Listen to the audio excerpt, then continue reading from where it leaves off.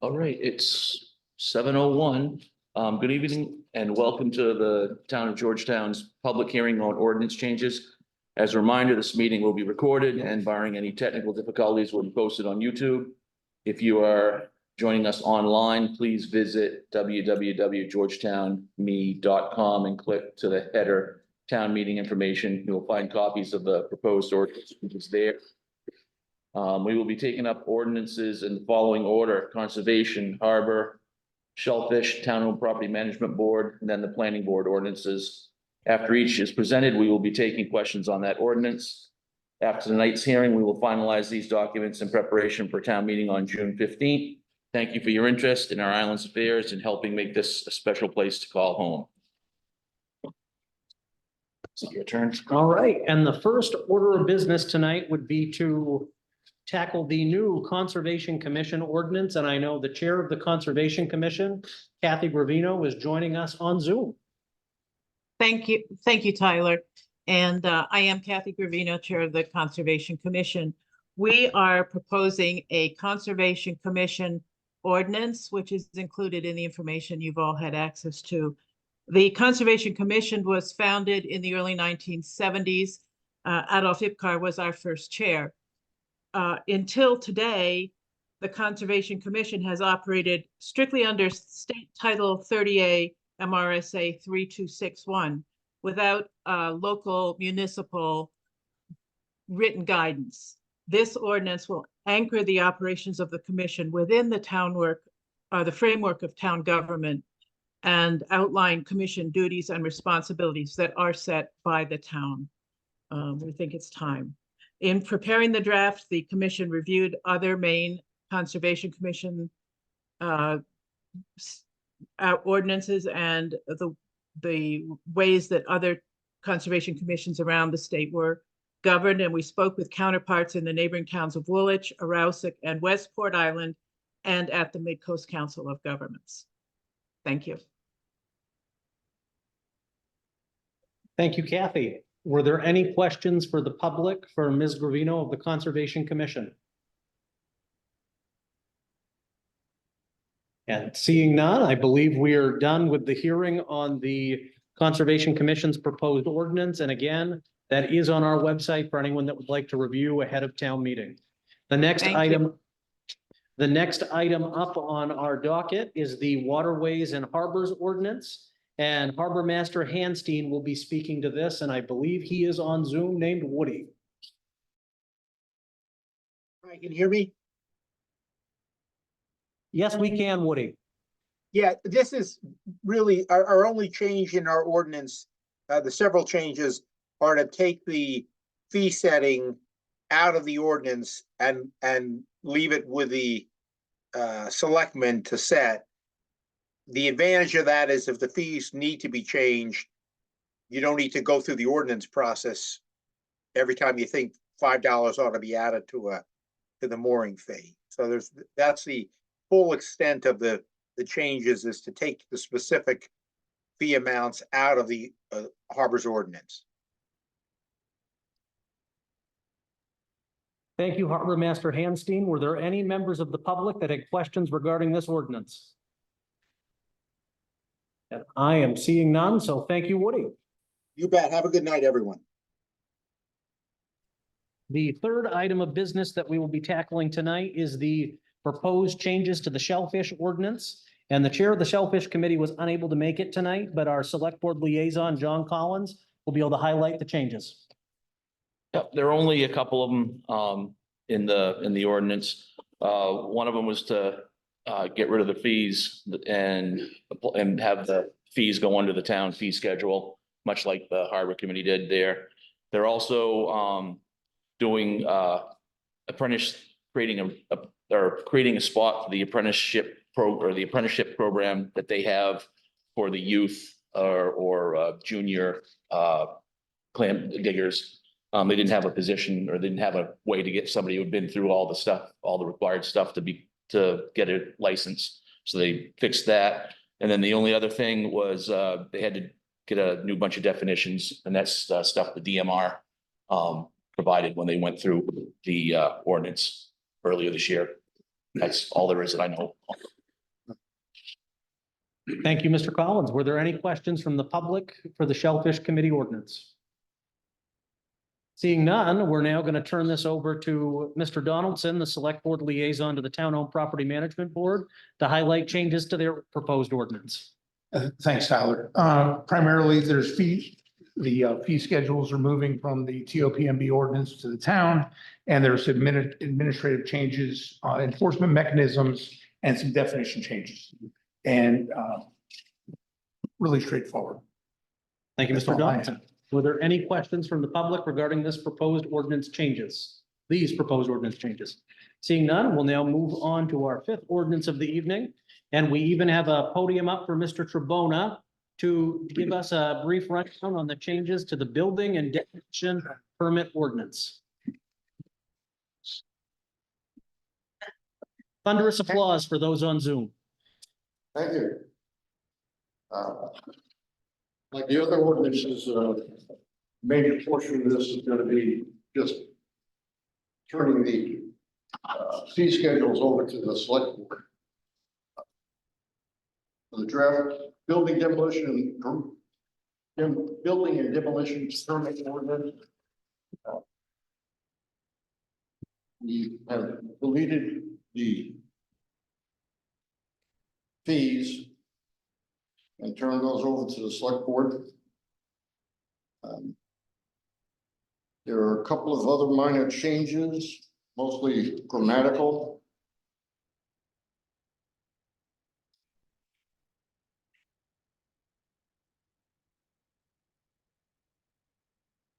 We did add a requirement that if you have a lot where you have a principal dwelling and you're going to put another principal dwelling, or you put an ADU or a tiny home on it, you're going to be required to provide documentation that there is sufficient water supply to handle that additional load. And it's also going to be a requirement that the septic system be looked at, make sure that the septic system is adequate to handle the additional load there.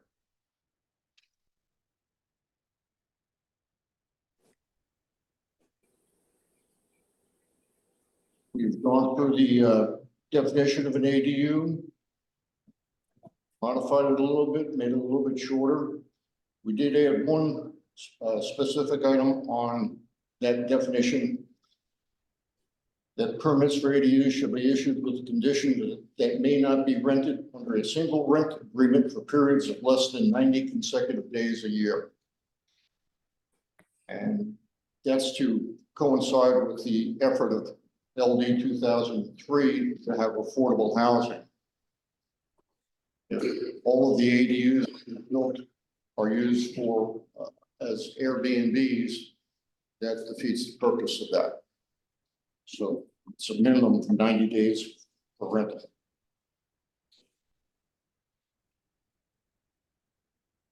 We did the same thing with tiny homes. They also require a 90-day consecutive lease for the same reason. We added applications for work in the resource protection district that the voters need to be notified. We added a definition of abandoned.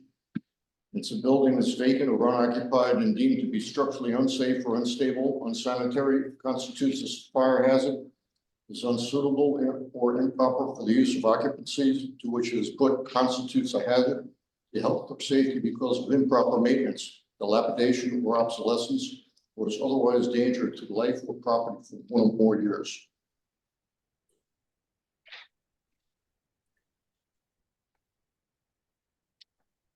And we also added that the condition on grandfathering,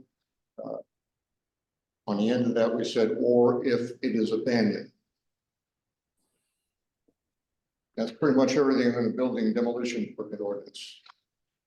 Any questions?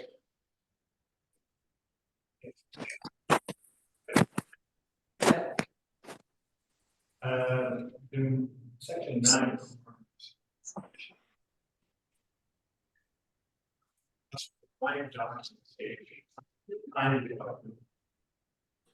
You'd have to get someone that can provide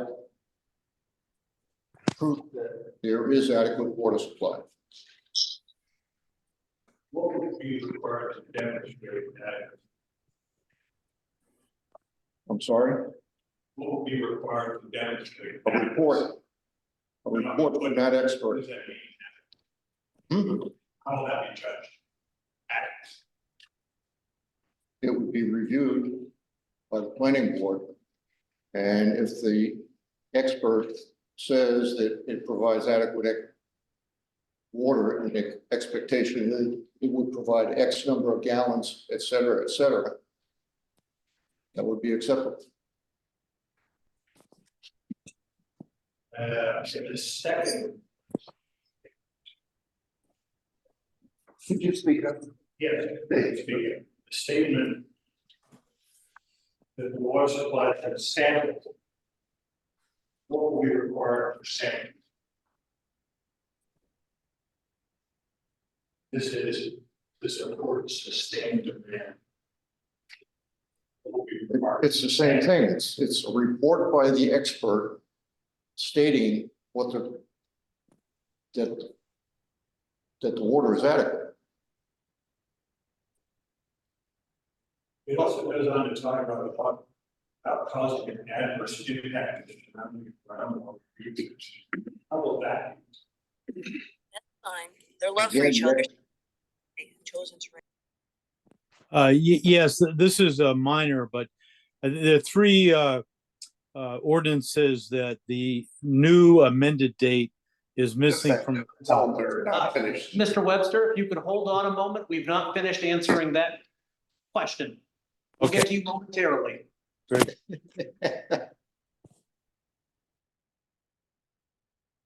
The intent here is to protect the water supply of the town of Georgetown and of the people of Georgetown. If you own a piece of property next door to me, let's say, and I've got 10 or 20 acres, and I decide to put a whole bunch of ADUs or multifamily dwellings or so on, if I put a huge load on the water supply, that could dry up the well. What we're trying to do is to protect against that so that you have a qualified expert to examine that and make judgment on it and report to the planning board. Yeah, I see the intent is pretty clear. But I don't believe that this is doable. I think the intent or the impact is allowing the groundwater use. If you think that through, David, well, what are you gonna do? Are you gonna monitor their well? You're gonna draw down the new well and see what happens to the surrounding people? Are you gonna wait 10 minutes, an hour, a day? Well, How do you determine what that it is an adverse impact? what is it that you're looking for? Clarity. Well, I mean, Because what this says is, in order, this says in order to get a permit, you have to meet these requirements. That's correct. And I don't think the requirement of understanding the adverse impact on surrounding people is hydrologically doable. I believe it is. I don't think that's true. Just can't tell. There's too much variety in terms of bedrock, ability, fractures on the ligaments. You can drink a well, you can draw it down, and wouldn't have any effect whatsoever on the person. You might not see it from ink. But you just can't tell. And you have to start by opening there, figuring out how much water they have, then draw down the new well, then monitor there for some unsupported period of time. So are you suggesting we should do nothing? So I'm suggesting that some needs.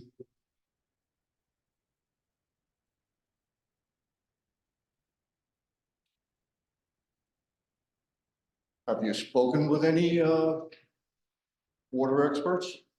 No, I'm just relying Oh, on my, okay. my local geology courses I took. Well, I know of at least one, if not more, examples. There's one person in town that I know of. Had lived in his house for 10, 15 years. The house next door sold. They put in a swimming pool. They filled the swimming pool from the well. His well went dry. I don't doubt that there are stories, I'm sure there are. It's just that putting together a change, this is sort of a new section that wants to address. It has to be clear in terms of what's going to be required for people to meet the plan. And this is not a police. Take a look at it. I was gonna say the state statutes are even bigger. Pardon me? The state statutes are even more vague. And I think, Think about the people that we counted. The ADUs, these tiny homes, the chances for people to be able to maybe get more affordable housing. And it seems as though these are actually making it harder to compete. If I want to go and build an ADU on my top, and I haven't dug a well yet, and it turns out I don't have any water, it's not good. It's fine. It could be your neighbor's problem. You say it, and I appreciate it. But you can't make that, you can't go by just hope. So when you read this ordinance, right? I think it's too burdensome, and I don't think it's going to be able to accomplish.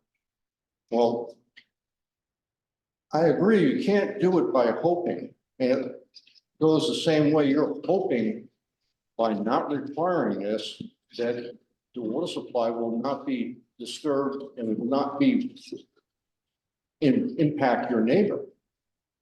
I don't, Mr. go around. If we- I'm gonna leave it at that. and if we could just, in the future, if folks have comments from the audience, if we could move towards the front, because our audience online cannot hear the questions. Yeah. And half of the conversation isn't very informative, so I don't mean to interrupt, I just want to direct folks, move this way, we're gonna speak. I have one other question, and that's on the abandoned property.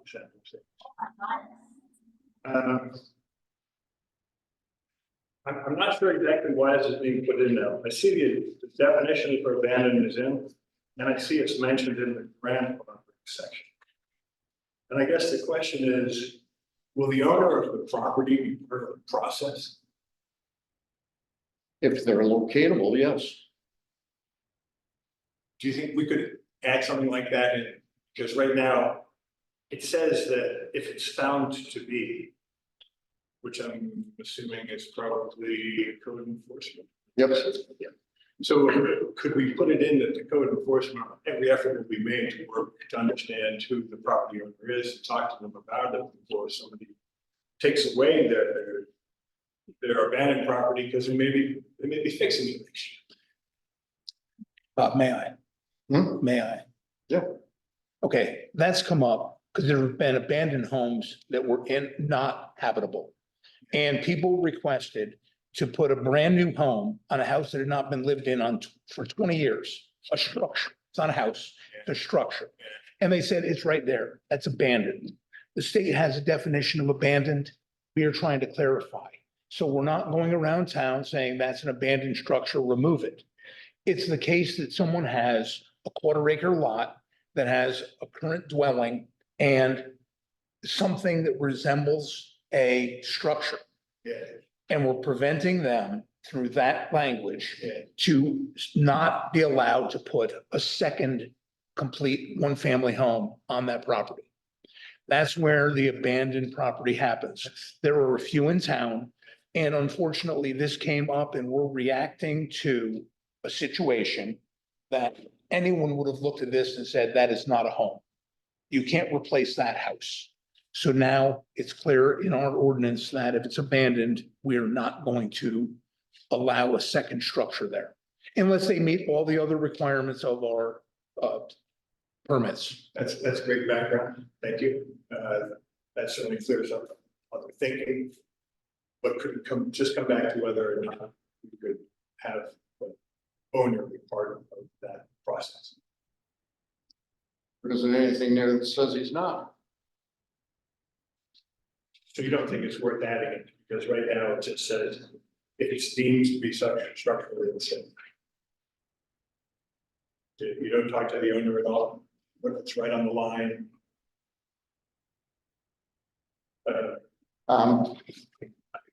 I guess But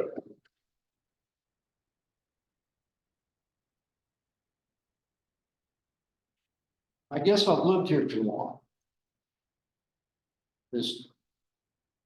I've been here for 24 years, living here, owned the property for 40 years. In all my interactions with people in town,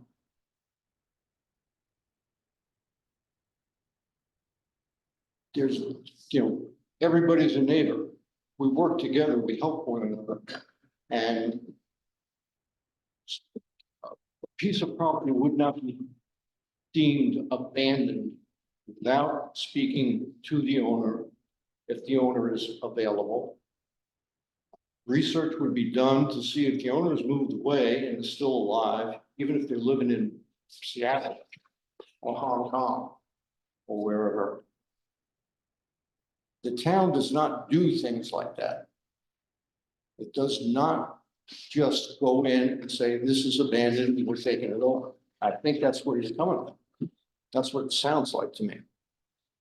just making suggestions that you could put in the efforts that we made on that and what we We'll take note of that.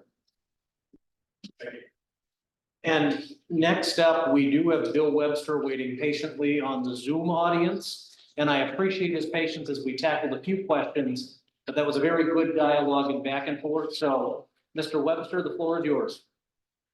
Thank you, Tyler. And first, just to thank you to the planning board and all the other committees that have worked hard on these ordinances. This is a minor comment. The amended date for the June town meeting is missing, I think, from Harbor, Shellfish, and TOPMB. Other than that, looks good.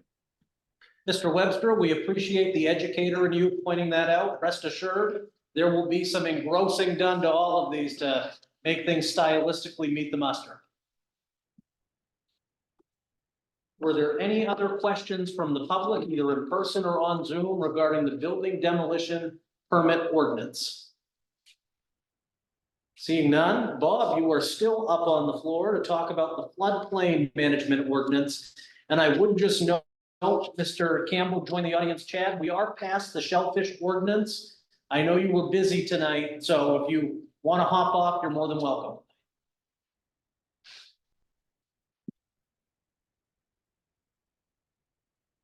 Give you a thumbs up. Perfect. Okay, on the floodplain, the major thing there was again the deletion of the fee structure. We did make an editorial change to clarify it so that the ordinance would not have to be revised every time that the state updated their emergency management information. And there was an update on the area of special flood hazard.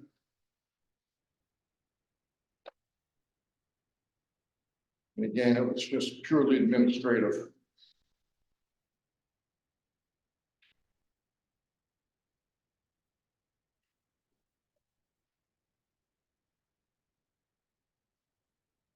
Page 20. I don't have any page numbers on this.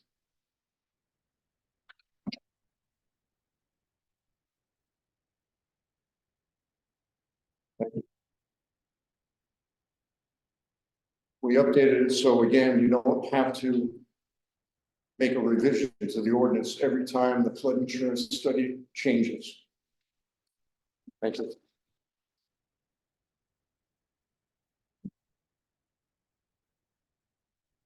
Were there any questions regarding floodplain management ordinance?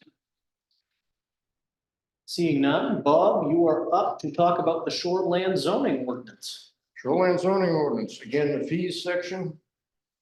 And then on page 33 of this, the change in the definition, which is particularly important based on what's going on now for the height and the structure.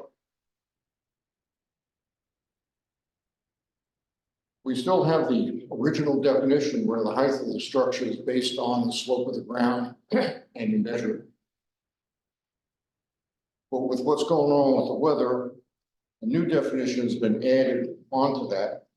With respect to existing principal or accessory structures, including legally existing non-conforming structures located within an area of special flood hazard that have been or are proposed to be relocated, reconstructed, replaced, or elevated to be consistent with the minimum level required by the local floodplain management ordinance. Structure height is the vertical distance between the bottom of the sill of the structure to the highest point of the structure, excluding chimneys, steeples, antennas, and similar appurtenances that have no floor area. And what that does is, if you're inside 75 feet of the shoreline and your house is on stilts or gets washed off of its foundation and it then needs to go on stilts, if you're inside the 75-foot zone right now, maximum height is 20 feet. That's allowed. So if you've got a house that's 20 feet high and you put it on stilts that are 8 feet high, that's 28 feet. You wouldn't be able to do it. So what it is now is to, for that situation, the sill to the top of the house is to measure. They disregard the height that's added to it by the stilts. I thought the state did a very good job with that because it affects a whole lot of people in dire circumstances on shoreline.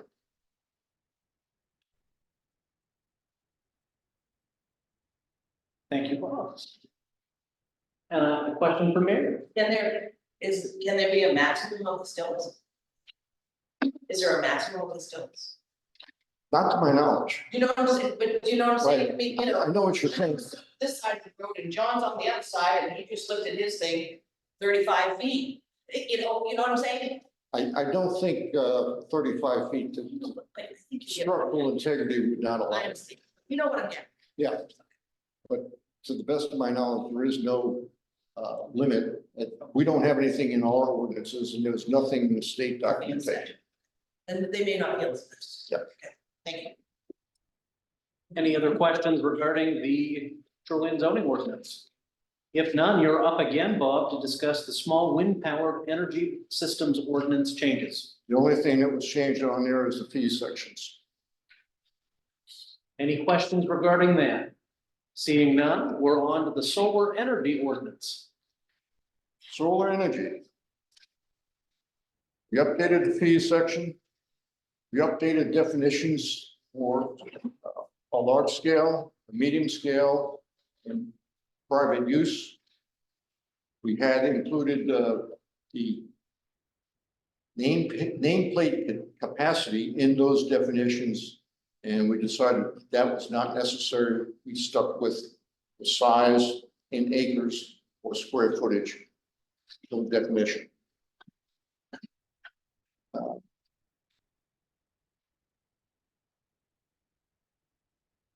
We updated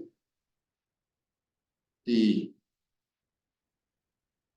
requirements to allow access for firefighters if you on a home solar system. You have to have 36-inch crawl space, if you will, to get from the eaves to the ridge pole. On the ridge pole, there's got to be a blank area of 36 inches so that A firefighter could get up there, they could walk the ridge, they can put a ventilation hole, and it makes it safe for them. And we tried to clarify the requirements for an inspection if there's going to be a solar system put on the roof to ensure that the roof is structurally sound. Found that we had this requirement. The installers did not understand what we were talking about. So we tried to clarify it to make it more understandable that they have to actually go in to the attic area, take a look, make sure that the rafters are still structurally sound, that they haven't cracked over the years, that somebody hasn't drilled a couple of holes through them and weakened them, and stuff like that. That's it. Are there any questions for Mr. Carbona regarding the solar ordinance? Seeing none, it is now Mr. Taylor's turn from the audience to update us on the proposed changes to the subdivision ordinance. Thank you, Bob. We'll see you soon. Sorry, throwing you here. You can use my phone. There are three major types of changes to the subdivision ordinance. The first one is most complicated. 3 years ago, we heavily reworked the subdivision ordinance and made it very comprehensive, extensive, as I think it should be if you're doing a new subdivision of anything over anything over 2 homes. So if you're coming in doing a subdivision for 100 homes, I think there ought to be a pretty high threshold to get through. Our problem that has been in the last several years, we've had residents come in and, as an example, they want to divide a piece of property they have in that subdivision. They can meet all the other legal requirements from the state and from the minimum lot size ordinance, but they're still stuck with this quite complex process for subdivision. What typically happens is this planning board then waives most of the requirements. Then it happens quite easily, approved and on, we move. What we've done is developed a second path for existing subdivisions, where for internal simple changes, such as dividing a lot, say changes to a culvert under a driveway, something like that, it can be done basically simply with the planning board in one meeting, one submission. Basically, we're codifying, simplifying the process. And that's what that entire new section is about. We have reserved, if somebody comes in and it's a simple change, and a lot of times during this process, the changes morph into something more complicated, the planning board and the chairman reserve the right to kick it back into the full subdivision process. Number 2 is the simple one where we deleted the fee schedule, and that goes to the select board for decision. The third group of changes are, there's quite a few housekeeping changes with a new section, references, numbering, more of the housekeeping type of things that don't affect the essence of the ordinance. That's a nutshell. Thank you, Terry. Were there any questions for Terry regarding the subdivision ordinance proposed changes? You did such a great job explaining, Terry, there were none. And for our last ordinance of the evening, Mr. Trebona can return to his podium to discuss the wireless communications ordinance. Thank you, Bob.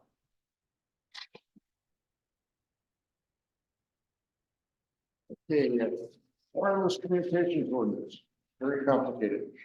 We deleted the fee section. That was it. Are there any questions for Bob regarding that ordinance? Seeing none, thank you, Bob. And that concludes tonight's public hearing on the proposed changes here in Georgetown. As we discussed, we will be updating stylistically, typos, editing, grammar, etc., to get these documents ready for consideration at town meeting, which is on June 15th. And lastly, thank you Georgetown Historical Society for hosting us tonight to pull off this hybrid meeting. Thanks, Tyler. We're done. Harry?